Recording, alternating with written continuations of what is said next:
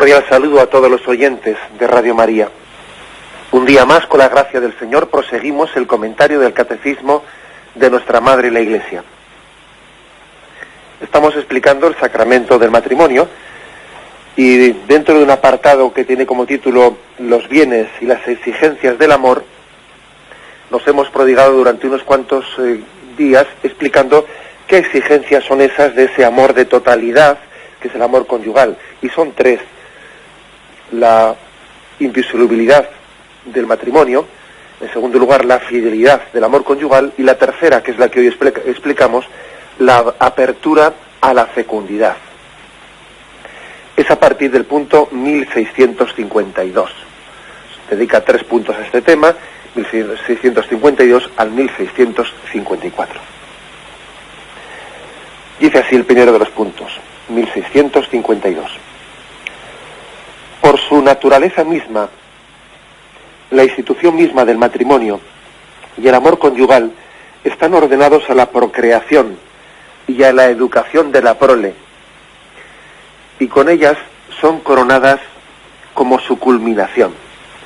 Los hijos son ciertamente el don más excelente del matrimonio y contribuyen mucho al bien de sus mismos padres. El mismo Dios que dijo: no es bueno que el hombre esté solo, y que hizo desde el principio al hombre varón y mujer, queriendo comunicarle cierta participación especial en su propia obra creadora, bendijo al varón y a la mujer diciendo: creced y multiplicaos. De aquí que el cultivo verdadero del amor conyugal y todo el sistema de la vida familiar que de él procede, sin dejar posponer los otros fines del matrimonio, tiende a que los esposos estén dispuestos con fortaleza de ánimo a cooperar con el amor del Creador y Salvador, que por medio de ellos aumenta y enriquece su propia familia cada día más.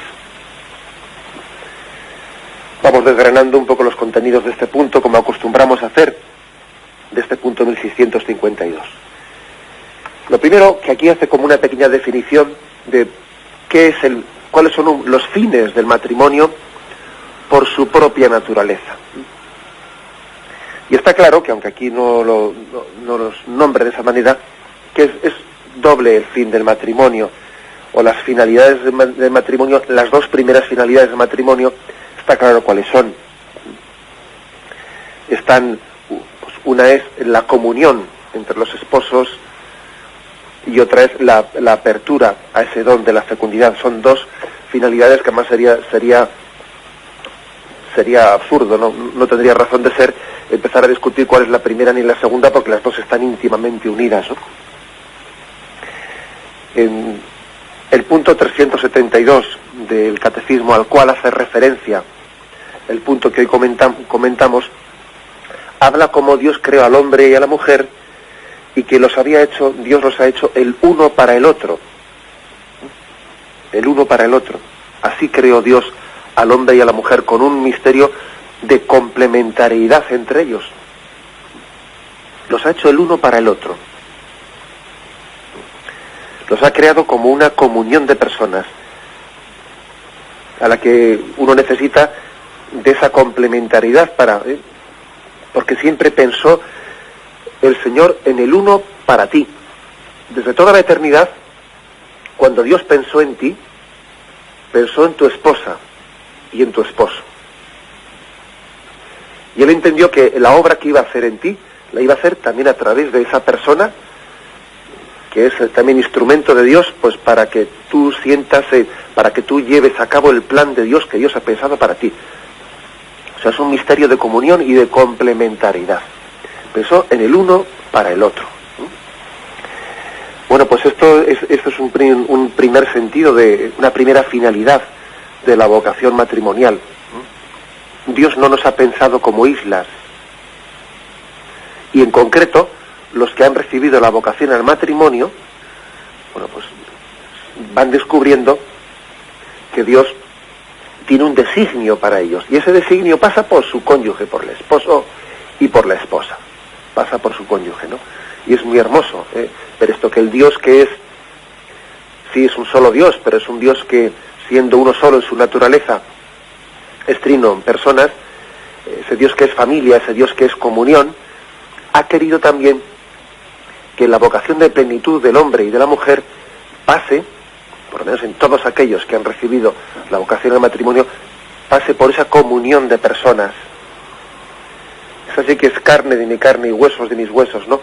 Exclama Adán cuando ve a Eva y ve que allí se está, a través de esa comunión con Eva, se está dando cumplimiento a esa vocación de comunión que él lleva dentro de sí. Bueno, por lo tanto, la primera finalidad, o una de las dos primeras finalidades, ¿no?, del matrimonio, es este sentido de comunión. No es bueno que el hombre esté solo. Luego todos estamos llamados a tener ese sentido comunitario social. Incluso, fijaros bien, incluso los que no tenemos la vocación al matrimonio, bien sean las personas consagradas o bien sean las personas solteras, también a ellas se les podría aplicar ese pasaje del Génesis: no es bueno que el hombre esté solo. Una persona soltera, que no parece, ¿no?, que el Señor le haya puesto la vocación del matrimonio en su camino, una persona soltera también debe de entender como dirigida para sí mismo esa frase de no es bueno que el hombre o la mujer estén solos. Y debe tener siempre cuidado ante una tendencia que puede ser una tentación, perfectamente una tendencia de aislarse, y que el hecho de que no haya visto la ocasión o no haya surgido en su vida la vocación al matrimonio, por lo que fuere, ¿no?, eso no quiere decir pues que esté llamado a ser una persona aislada, etcétera, etcétera, no, sino que su comunión, esa dimensión comunitaria, e incluso esa dimensión de fecundidad en su vida, está llamada pues a encauzarla por otros campos, por otros conductos, ¿no? Pero que, ojo, que esa frase de que no es bueno que el hombre esté solo está dirigida para todos, no únicamente para los que se casan. El hombre no es un ser solitario, y además es que nos damos cuenta, en muchos casos concretos que conocemos, seguro que ahora mismo yo digo esto y todo el mundo le está poniendo ya algún rostro y algún nombre y apellidos, ¿no? Todos conocemos algún caso de personas que se aíslan y en ese aislamiento se enrarecen, se empobrecen, pues incluso se desequilibran, porque es verdad que ese ser solitario, etcétera, pues de no ser que sea pues algún tipo de vocación muy especial que Dios dé, pues puede ser ocasión o causa de muchos problemas. No es bueno que el hombre esté solo. Una primera finalidad del sacramento del matrimonio, sin duda alguna, es el misterio de comunión en el que el hombre crece, se plenifica. Bueno, lo cual, por cierto, nos tiene que ayudar mucho a vencer nuestra tendencia egoísta, porque nos tiene que ayudar a ser muy humildes, ¿no? Porque uno saca la siguiente conclusión: mira, yo para poder madurar y para poder crecer, Dios ha querido que necesite de otras personas. Esto me tiene que ayudar a ser muy humilde. ¿Qué sería de mí sin mi esposo? ¿Qué sería de mí sin mi esposa? Pues yo ahora mismo no tendría el grado de madurez que tengo sin esa comunión que tengo ahí en el matrimonio, ¿no?, de la cual Dios se ha servido para que yo crezca. Esto nos tiene que ayudar a ser muy humildes. No somos como se dice así popularmente, ¿no?, pues no somos Superman. Dios ha querido que tengamos una necesidad, ¿no?, de complementariedad. Y esto, pues, es una de tantas cosas que nos tienen que poner en camino de humildad y en camino de gratitud hacia todos los dones que recibimos. Dios no ha querido crear al hombre autosuficiente. No, Señor, no lo ha hecho así. Por lo tanto, pecamos y incluso estamos contrariando nuestra propia naturaleza cuando pretendemos serlo, cuando pretendemos ser autosuficientes, e ir por libre, etcétera, ¿no? Bien, ese es un primer sentido, una primera finalidad de la vocación matrimonial. Pero hay una más, ¿no? Hay una más que es la que aquí se subraya especialmente en el punto que hoy explicamos. Por su naturaleza misma, la institución matrimonial está ordenada a la procreación. Y es hermoso ver que aquí dice que Dios ha querido que el hombre y la mujer cooperen, se hagan copartícipes, en cierta medida, de la obra de la creación del mundo, que cooperen con el amor de Dios, que es creador y salvador. No olvidemos que Dios crea por amor, en un acto de decisión libre y motivado e impulsado por el amor. Dios no crea por necesidad, la creación fue un acto libre de Dios, no es un acto ciego, de un determinismo evolutivo, no, es un acto libre en el que Dios crea desde la sobreabundancia de su amor, ¿no? Como a veces hemos puesto ese ejemplo de como un artista que lleva dentro un arte, ¿no? Y goza plasmándolo, ¿no? Ese arte que lleva dentro no tenía necesidad, pero goza plasmándolo. También Dios goza plasmando ese amor, que es su propia esencia, ¿no? En la creación. La creación es, pues, como el lienzo en el que Dios plasma su bondad, en el que Dios plasma su propia belleza, su verdad, ¿no? Por motivo del amor, el amor es como lo que mueve ese pincel para llevar a plasmarlo en ese lienzo. Bueno, pues eso que hace Dios, que es crear por amor, Dios no quiere hacerlo solitario. Dios quiere hacernos copartícipes de ello, ¿no? Este es el estilo de Dios, ¿eh? ¿Qué es más? ¿Hacer o hacer? Eso me lo habéis oído a mí varias veces. ¿Es más hacer o es más hacer? La verdad es que Dios no solo obra con su omnipotencia, ¿no? Sino que también a nosotros nos hace participar de esa omnipotencia divina. Nosotros no somos omnipotentes, ¿no? Siendo criaturas como somos, sin embargo, hemos recibido, pues, una pequeña participación, ¿no? De ese poder divino en la creación. Y esto es una maravilla, porque Dios ha querido que participemos en ello, y Dios quiere que si yo lo hice por amor, también tú, cuando en el matrimonio estés abierto, ¿no? A la paternidad y a la maternidad, hazlo también por amor. Y goza de dar vida, goza de hacerlo por amor, goza de que la bondad es difusiva, el bien es difusivo. Eso le decía a los clásicos, ¿no? El bien es difusivo. Luego, Dios también ha querido Él mismo expresar en la creación, pues también el amor del padre y de la madre, el amor de los esposos, por su propia naturaleza, no es egoísta, no se cierra en sí mismo. El bien tiende a plasmarse. Esto casi es un test de si el bien es un auténtico bien. Porque cuando uno tiene un bien que no es difusivo, ¿no? Sino que tiende a, bueno, yo esto me lo reservo, ¿no? Esto es señal de que ese bien, ese supuesto bien, no es tal. Si el bien es auténtico, si el amor es verdadero, si es puro, tiende a difundirse, tiende a expresarse, pues por eso el auténtico amor matrimonial está abierto a la fecundidad. Porque de esa sobreabundancia, de ese gozo tan grande, tienen que compartirlo, tienen que expresarlo. Es lo mismo que le pasó a Dios. La misma experiencia de Dios es trasladada al matrimonio.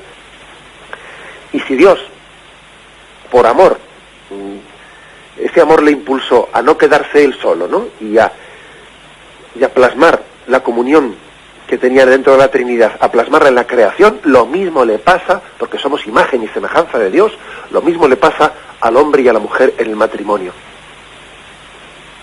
Que siendo impulsados por ese amor, ¿no? Que brota de esa comunión, pues lógicamente expresan ese amor en la apertura a la fecundidad. Bueno, es que es algo impresionante, ¿no? Es una vocación, pues la vocación más grande que podía tener el hombre y la mujer, es la vocación más grande. Yo creo que solamente comparable, y perdonadme que barra un poco para casa, solamente comparable a la grandeza también de la vocación sacerdotal, en la que también somos partícipes de ese sacerdocio de Cristo que regenera al mundo, nos hace hombres nuevos en Cristo, a través del perdón de los pecados, dándonos una vida nueva, ¿no? Permitiéndonos resucitar aquellos que han sido muertos por el pecado mortal, ¿no? Bueno, pues solamente comparable a esa vocación del sacerdocio que da vida nueva es también la grandeza y la dignidad, pues, de la unión matrimonial, que da vida, como Dios da vida, ¿no? Y recibe ese don tan grande de ser creadores, ¿no? Y de ser salvadores, porque los padres crean en Dios, con el poder de Dios, y los padres salvan con ese poder de Dios, ¿no? Tenemos un momento de reflexión y continuamos enseguida. Estamos comentando este punto 1652 del Catecismo, en el que se nos habla de la apertura a la fecundidad. Y dice ahí algo impresionante, dice que los esposos deben de estar dispuestos con fortaleza de ánimo a cooperar con el amor del Creador y Salvador. Y estar dispuestos con fortaleza de ánimo, dice. Claro, porque la Iglesia cuando anima a tal cosa, es consciente de que esa apertura a la fecundidad, esa apertura al don de la vida, supone también, ¿no? Pues un acto de cooperación, un acto de confianza muy grande, un acto de confianza. Es muy frecuente también que entre nosotros pues se ve un egoísmo, un planteamiento egoísta en el que uno pues no esté abierto a esa cooperación con Dios en la transmisión de la vida, ¿no? Por desgracia esa tentación existe. Esa tentación existe de entender que, bueno, pues ahora mismo si Dios nos diese la vida, si ahora mismo tuviésemos un hijo, si mi mujer se quedase embarazada, si yo me quedase embarazada, pues de alguna manera nos iba a complicar la existencia, y entonces, por desgracia, a veces se percibe la posibilidad de la vida como algo, pues no como un don de Dios, y a veces uno observa pues que los padres pueden estar en una actitud que, más que abiertos a la cooperación con Dios en la transmisión de la vida, están a la defensiva, ¿no? Y digo, vamos ahora mismo, si tenemos un niño, pues me quedo, se me chafan mis planes, se rompen mis planes, ¿no? Y entonces están como a la defensiva de tal cosa, no en una apertura, no preguntándole a Dios, Señor, ¿qué quieres de mí? O Señor, es tu voluntad, ¿no? Que nosotros seamos instrumento de transmisión de la vida, sino más bien cerrados ante tal posibilidad. Ese permanecer cerrados ante la posible voluntad de Dios de transmitir la vida, pues es contrario a la dignidad del matrimonio, es contrario, supone un pecado no solo contra la vida, sino supone un pecado contra la misma comunión dentro del matrimonio, porque es que en la medida en que no nos abrimos a la vida, nos estamos cerrando también el uno al otro, porque si verdaderamente nos amamos con un amor de plena entrega, esa entrega tiene un dinamismo, ¿no? Ese dinamismo que decíamos que Dios, por su amor, se abre la creación. Bueno, pues también lo mismo, ¿no?, ocurre con los esposos. El esposo y la esposa deben de entender que ellos no son árbitros de la vida, es decir, no tienen la última palabra, no son árbitros. Es verdad que Dios también ha querido que el esposo y la esposa tengan lo que se llama una paternidad responsable, lo cual supone también que el esposo y la esposa deben de discernir con argumentos de prudencia, discernir cuál es la voluntad de Dios, ¿no? Y deben de interpretar la voluntad de Dios también a través de circunstancias, de situaciones concretas en las que se encuentren, que pueden ser motivos de salud, motivos de tal, pues para regular la paternidad, ¿no? Siempre cuando sea por medios honestos, ¿no? Que eso también tenemos ocasión de explicarlo cuando lleguemos al tema del sexto mandamiento, etcétera, Pero fijaros, sin embargo, aunque la Iglesia predique la paternidad responsable y esa necesidad de también discernir conforme a los signos, ¿no? Y conforme pues a esos criterios objetivos, no subjetivos, no criterios de comodidad o de falta de generosidad en la entrega, ¿no? Sino criterios objetivos que pueden aconsejar posponer un hijo o cosas por el estilo. Sin embargo, aun cuando esto sea así, Eso no quiere decir que nosotros seamos árbitros de la vida. La última palabra siempre la tiene Dios.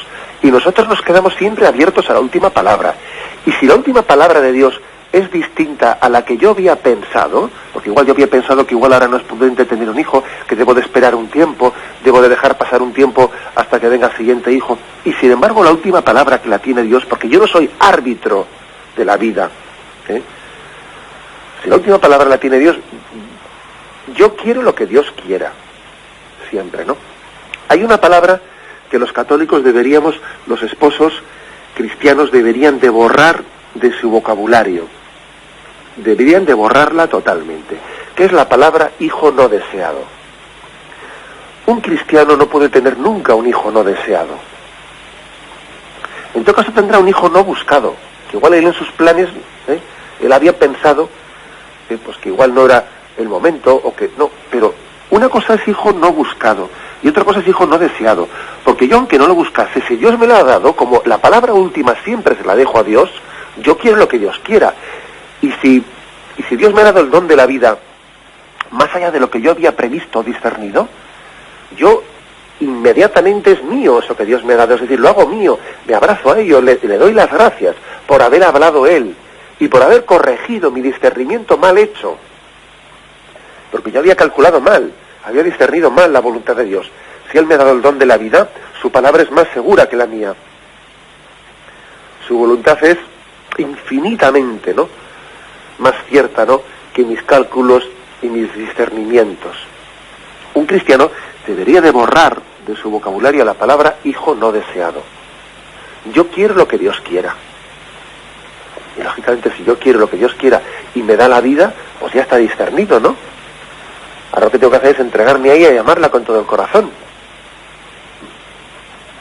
Bueno, pues como veis es que aquí hay muchas implicaciones. Hay muchas implicaciones y este sentido cristiano, ¿no? Sentido cristiano, pues de él tenemos que extraer muchas consecuencias, a la hora de estar abiertos. A esto se llama la apertura a la vida. Dios tiene siempre la última palabra. Un cristiano cuando discierne la paternidad lo hace siempre dejándole la última palabra a Dios. La última palabra a Dios.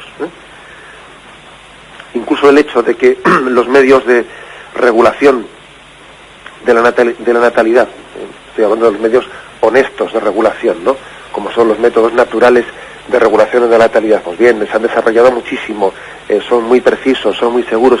Yo siempre he dicho, si me permitís la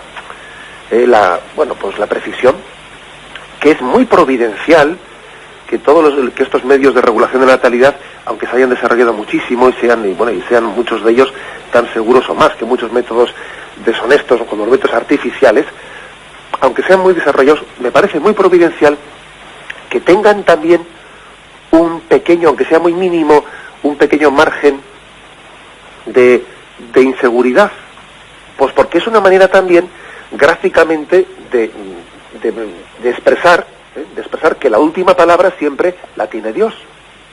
Yo calculo, yo discierno a la luz de lo que mi razón entiendo que es la voluntad de Dios, pero la última palabra la tiene Dios. Que es posible que mi discernimiento sea equivocado. Me parece hasta providencial que esos métodos naturales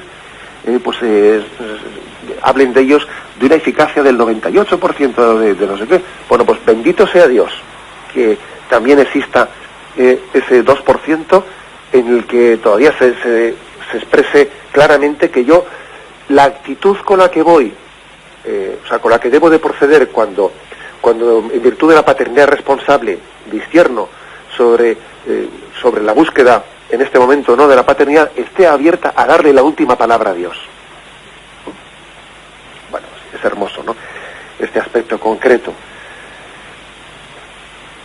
En el punto 1653 se dice lo siguiente, lo vamos a leer: la fecundidad del amor conyugal se extiende a los frutos de la vida moral, espiritual y sobrenatural que los padres transmiten a sus hijos por medio de la educación. Los padres son los principales y primeros educadores de sus hijos. En este sentido, la tarea fundamental del matrimonio y de la familia es estar al servicio de la vida. El matrimonio es un un auténtico servicio a la vida. Es uno de los instrumentos principales, ¿no?, que Dios tiene pues para prolongar su obra de la creación. Está al servicio de la vida, es recibir el don de Dios y transmitirlo. Si decimos, ¿no?, que el sacerdocio es como el altavoz de la palabra de Dios, Dios es la palabra, y nosotros le ponemos voz a la palabra de Dios, es el altavoz por el que Cristo habla a través de los sacerdotes, también podríamos decir, utilizando este parangón, esta comparación, que el matrimonio es también como el altavoz del don de la vida. Dios da la vida y se sirve del matrimonio como el medio para amplificarla y para que llegue a ese niño concreto, ¿no?, amado y querido personalmente por Dios. El sacerdocio es el altavoz de la palabra de Cristo, y el matrimonio es también pues ese altavoz del don de la vida de Dios, ¿no?, que transmite a través de esos esposos.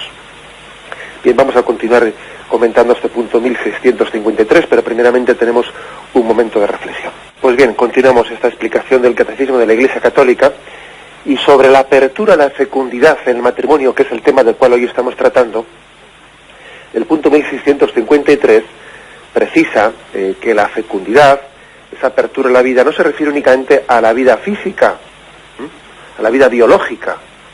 No, los padres están llamados a transmitir también a los hijos la vida moral, la vida espiritual, incluso a ser instrumento de Dios para que llegue a ellos la vida sobrenatural. Esto es muy importante entenderlo, porque es que, fijaos como tradicionalmente nuestros padres pues tuvieron ese concepto de decir que ellos sabían claramente, ¿no?, que Dios les había dado la gracia de traer hijos no solo para esta vida, sino traer hijos para el cielo. Hijos para el cielo, es decir, que ellos sabían muy bien que la finalidad no era únicamente transmitir una vida biológica.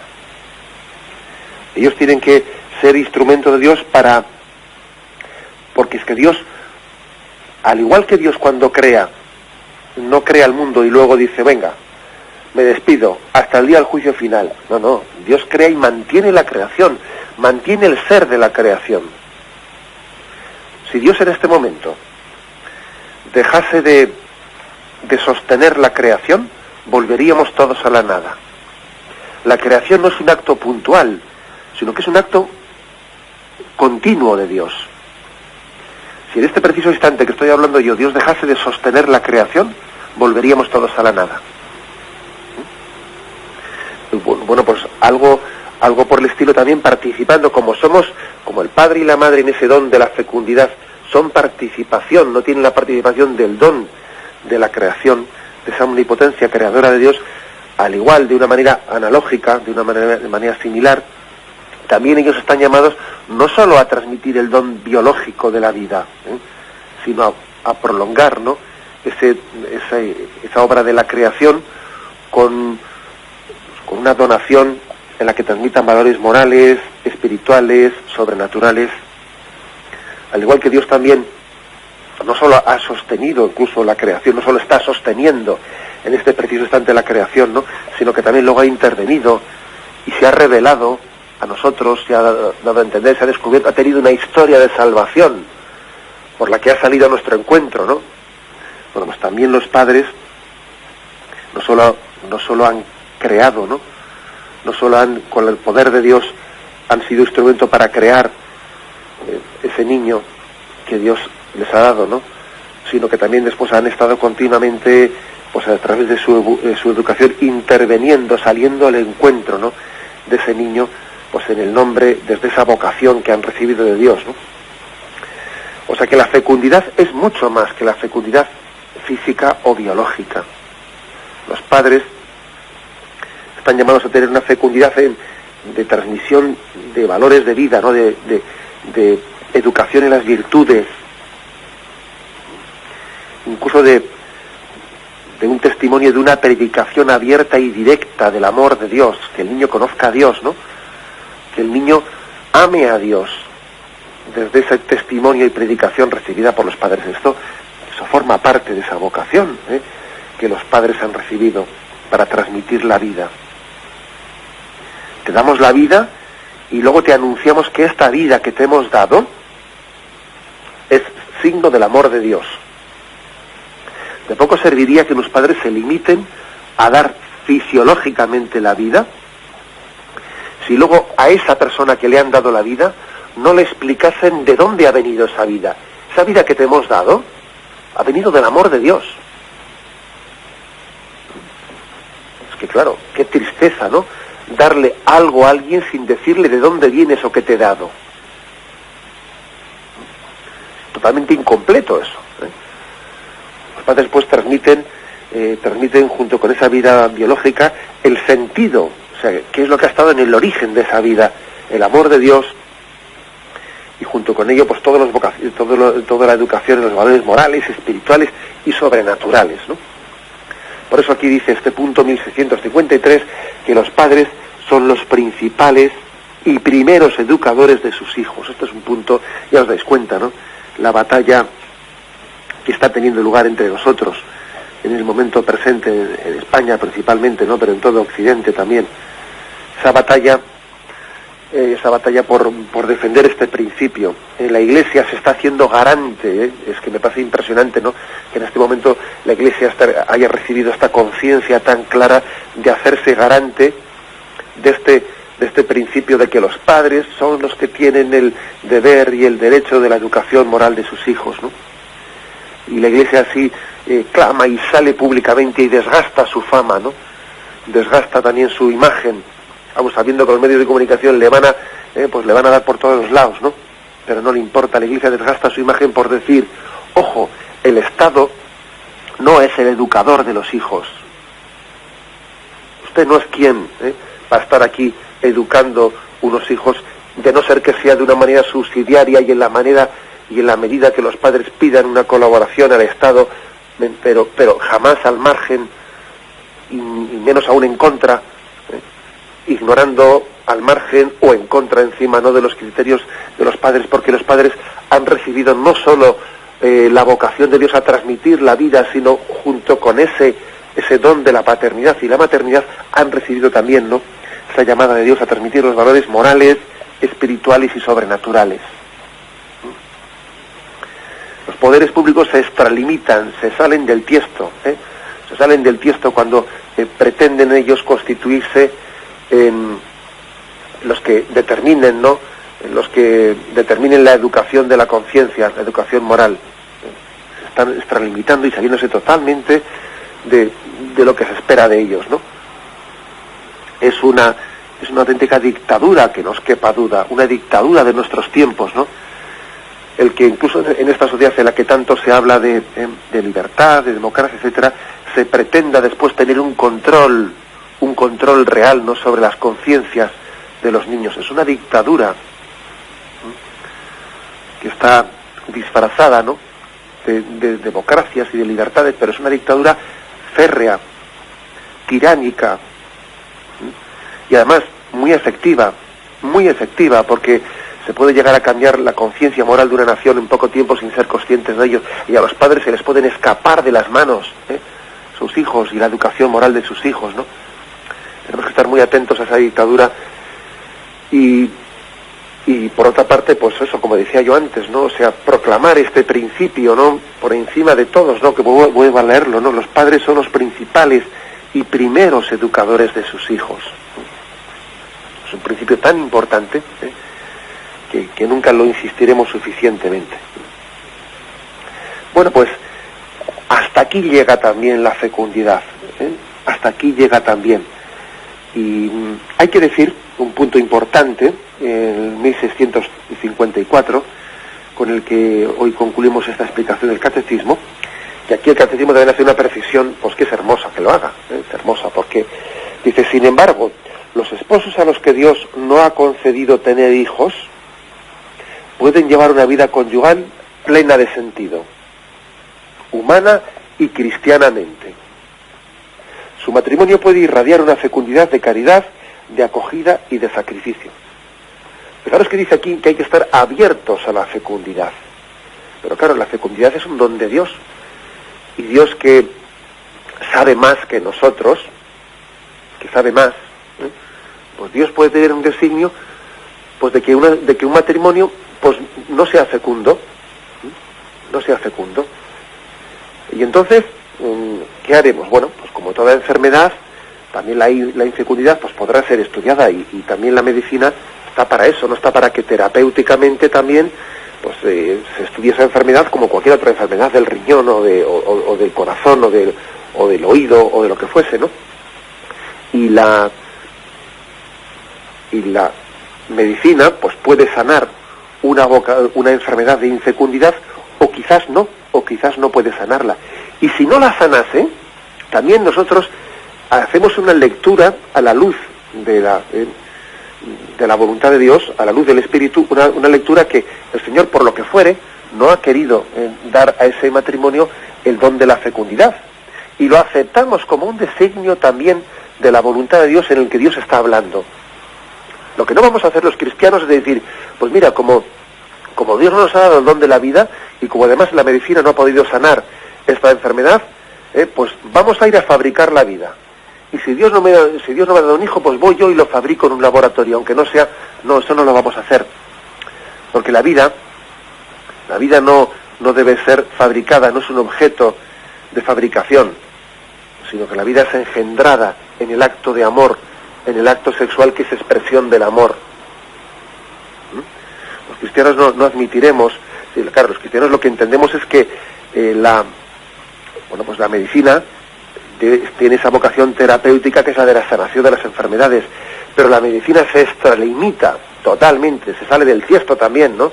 Se sale de la vocación que ha recibido la medicina, cuando la ciencia médica, cuando en vez de sanar, pretende fabricar la vida, bien sea pues in vitro, bien sea clonándola, bien sea lo que sea. Oiga, mire usted, la vida no se fabrica, la vida se engendra en un acto de amor. Luego nosotros también haremos una lectura religiosa de la posible infecundidad de un matrimonio. Si un matrimonio, por lo que sea, es infecundo, eso no quiere decir que Dios no tenga un designio de amor para ello. Por supuesto que tiene un designio de amor, de muchas maneras. ¿Quién me dice a mí que si un matrimonio es infecundo, Dios no ha pensado en ellos? No ha pensado en ellos, pues para que estén también dispuestos a una paternidad o maternidad en la adopción. Y Dios ha pensado en que estas personas son las adecuadas para que un niño que carece de padre y de madre, pues por muchos motivos, ¿no?, puedan tener en estos padres ese don de acogida. ¿Quién me dice eso, no? ¿O quién me dice que Dios también ha permitido una infecundidad para que estos padres se prodiguen en una entrega especial, pues con unos sobrinos, o con una determinada situación en la familiar, el cuidado especial de esto, de lo otro, o en una entrega apostólica muy especial de caridad, de acogida, de sacrificio hacia otras personas? ¿Quién me dice a mí que el Señor no haya permitido una infecundidad en un matrimonio, para que esa cruz, que porque también supondrá es una cruz, ¿no?, esa cruz no revierta según los designios misteriosos de Dios, que nosotros no podemos controlar, porque Dios sabe más, está por encima de nuestros planes, ¿no? Que esa cruz también no haya revertido en una fecundidad que algún día, cuando la conozcamos desde Dios, nos admiraremos de ella. Es decir, tenemos que confiar plenamente en Dios, porque, como decíamos antes, nosotros no somos árbitros de la vida. Es Dios el que dirige, el autor de la vida, el que nos creó de la nada. Es Él también el que tiene un designio personal hacia cada uno de nosotros. Y nosotros vamos a descubrir la vocación, o sea, vamos a ser felices en la medida en que descubramos lo que Dios quiere para cada uno de nosotros y lo abracemos como lo mejor para mí. Lo mejor para mí es lo que Dios ha querido, que no os quepa duda. La mejor forma de ser feliz, mejor dicho, la única forma de ser feliz, es descubriendo como lo mejor en el designio que Dios ha tenido en mi vida. Dios me ha amado a través, pues dándome estos hijos, o quizás en un momento determinado, pues no dándome el don de la fecundidad. Y entonces yo la acepto, abrazo también pues esa cruz en la medida que como, pues sí, puede ser cruz, pues porque también existe una especie de instinto natural de paternidad y maternidad, ¿no? Y claro que puede ser una cruz, porque ese instinto natural lo tienen también los esposos que se casan. Abrazan esa cruz, hacen una lectura de confianza en la providencia y van descubriendo poco a poco, van descubriendo que Dios tenía también un designio para que esa infecundidad pues tuviese también una proyección muy fecunda espiritualmente en su vida por designios que solo Dios conoce, y ellos van poco a poco interpretando. Bien, nos quedamos aquí. Hemos explicado pues la apertura a la fecundidad, que es una de las exigencias de los bienes y de las exigencias del amor conyugal, la apertura a la fecundidad. 3 puntos, el 1652 al 1654. Me despido con la bendición de Dios Todopoderoso. Padre, Hijo y Espíritu Santo, descienda sobre vosotros. Alabado sea Jesucristo.